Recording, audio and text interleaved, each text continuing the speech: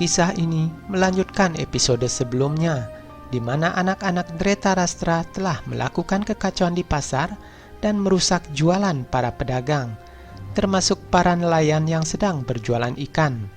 Para nelayan itu dituduh telah berani menyerang anak-anak Raja Dhritarashtra.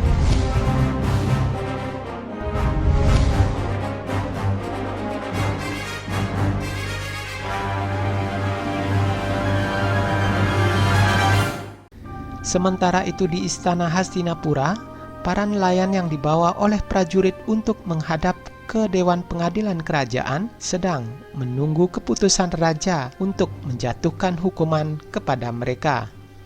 Bisma mengatakan bahwa kepercayaan mereka sudah dirusak dan selama ini mereka sangat percaya bahwa keluarga kerajaan akan menjamin keamanan mereka, dan kepercayaan itu sangatlah berharga.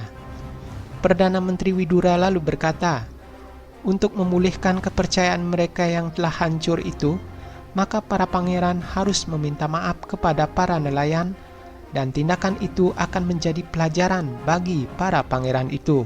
Di saat itu pula, Sangkuni memasuki ruangannya dengan memainkan cerita palsunya. Ia mengatakan kepada Dhritarashtra bahwa tidak harus mengkhawatirkan Duryodhana karena lukanya akan segera sembuh. Sang raja sangat terkejut mendengar pengakuan dari Sangkuni bahwa Duryodhana sedang terluka.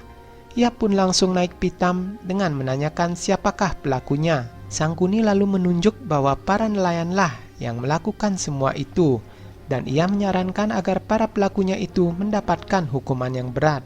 Dan tanpa berpikir panjang lagi, Raja Dhritarashtra langsung menjatuhkan hukuman mati kepada para nelayan. Hal ini tentu menuai protes dari Widura maupun Bisma, karena hukuman seperti itu terlalu kejam untuk kesalahan yang sekecil itu. Dan tepat saat Dhritarashtra hendak meninggalkan ruangan itu, Ibu Ratu Satyawati muncul dan mempertanyakan keadilan apa yang telah diberikan oleh sang raja.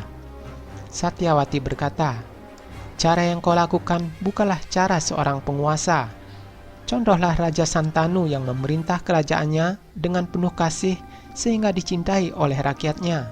Bisma pun juga mengatakan bahwa dirinya tidak bisa mengubah keputusan sang raja, namun ia masih berhak untuk mengingatkan Raja Dhritarashtra.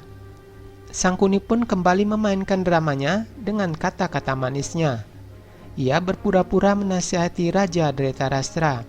Kakak Gandari itu mengatakan bahwa hukuman mati kepada para nelayan haruslah dibatalkan karena mereka merupakan saudara dekat dari Ibu Ratu, dan ia tentu masih belum bisa melupakan masa lalunya itu. Dengan hanya memberikan hukuman saja, pasti akan menyakiti perasaan Ibu Ratu. Dengan nada yang sedikit menyindir Ibu Ratu, Dhritarashtra lalu memutuskan bahwa para nelayan itu harus diusir dari seluruh wilayah kerajaan Hastinapura, dan ia dengan tegas meminta agar perintahnya itu segera dijalankan. Sementara itu di tempat lain, di pinggir sungai Gangga, terlihat para nelayan mengemasi barang-barang mereka dan hendak meninggalkan kerajaan Hastinapura. Ibu Ratu mengamati mereka dari kejauhan, dan ia pun didatangi oleh kakaknya serta menanyakan kenapa mereka sampai diusir dari tanah kelahirannya. Mereka sangat merindukan sosok pemimpin seperti Pandu yang mampu bertindak adil pada seluruh rakyatnya. Satyawati sangat sedih mendengar pengakuan kakaknya itu, namun ia merasa tidak berdaya menghadapi perintah dari sang raja. Sementara itu di tengah hutan, di tempat pengasingan Raja Pandu dan istrinya, putra-putra mereka sedang asik dengan ketangkasannya masing-masing. Terlihat Arjuna dengan busur dan anak panahnya sedang mencari keberadaan kakaknya Bima, yang sedang membawa ladu untuk mereka makan bersama. Ketika sudah hendak menemukan Bima, Arjuna lalu memanggil saudara-saudaranya yang lain. Terlihat Bima yang saat itu sedang mendorong batu besar dengan kekuatannya, dengan begitu santainya, hendak menyembunyikan diri dan menikmati ladunya sendiri. Sedangkan Yudhishthira sedang asik berlatih dengan senjata tombaknya itu. Nakula dan Sahadewa menghampiri Bima yang bersembunyi di belakang batu besar yang telah bersiap untuk makan ladu. Kedua putra Madri itu lalu meminta makanan kepada Bima, dan mereka diberi masing-masing satu ladu. Namun saat mereka hendak menyantap ladunya, Bima segera menghentikannya dan menyuruh mereka untuk membaca doa sebelum makan. Dan tanpa sepengetahuan kedua adiknya itu, Bima pun lalu mengambil kembali ladunya dan segera memakannya dengan cepat. Mereka pun kebingungan mencari ladunya yang telah disantap oleh Bima.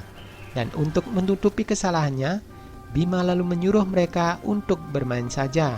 Terjadilah perdebatan kecil antara kakak beradik tersebut. Dan di saat Bima hendak memakan ladunya kembali, tiba-tiba anak panah Arjuna melesat hingga ladu itu terpental dan berhasil direbut oleh Arjuna. Bima pun segera mengejar Arjuna, dan kesempatan itu digunakan oleh Nakula dan Sadewa untuk mengambil kembali ladu yang telah direbut oleh Bima. Bima merasa terkecoh dengan kelakuan adik-adiknya itu. Ia pun segera memanggil kakak tertua mereka, Yudhistira. Dengan kebijaksanaannya yang tinggi, Yudhistira berhasil mendamaikan perdebatan di antara adik-adiknya tersebut. Mereka pun lalu duduk bersama untuk menikmati ladu kesukaannya. Mereka tertawa dengan riang walaupun hidup dalam pengasingan. Sementara itu di Hastinapura, Raja Dretarastra sedang berlatih pedang dengan para prajuritnya. Nampak Ibu Ratu Satyawati datang untuk mengingatkan Dretarastra. Satyawati berkata, "Dretarastra, yang kau lakukan itu bukanlah keadilan, karena kau telah terbutakan oleh kasih sayangmu terhadap anakmu. Kau adalah seorang raja, dan tanggung jawabmu adalah kepada seluruh rakyatmu.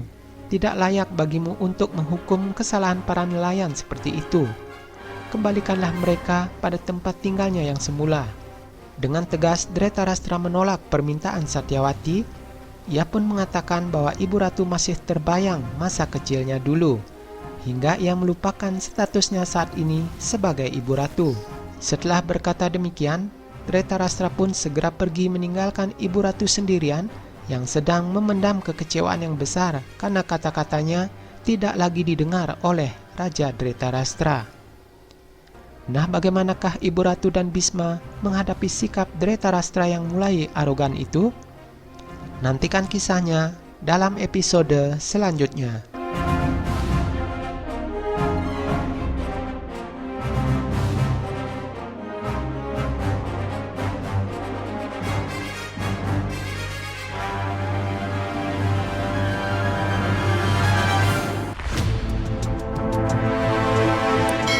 Silakan juga tonton koleksi video di channel ini. Dan jangan lupa klik like, subscribe, dan aktifkan loncengnya agar kalian tidak ketinggalan notifikasi video-video selanjutnya.